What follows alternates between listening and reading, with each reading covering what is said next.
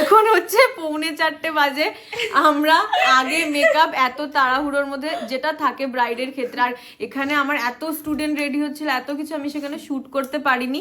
আমি যা করেছি ওই যেখানে অনুষ্ঠানটা হচ্ছে সেখানে গিয়ে, তো তখন আর আমার লুকটা এইভাবে দেখানো হয়নি, তাই আমি রাতে করছি সেগুলো।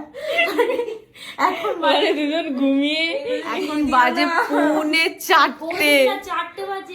4:30 বাজে। এখন এই শুট চলছে আমার মেকআপ। এবার হয়েছে।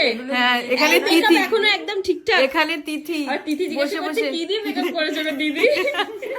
মেকআপ কি বলছিল? মেকআপটা সত্যি খুব সুন্দর আর ফ্ললেস হয়েছে। তাই জন্য ওর বিয়েতে আমাকে বুক করে নিয়েছে এই মেকআপে। তো বলা কথা, কিন্তু সেটা ক বছর বাদে হতে চলেছে সেটা তো জানি।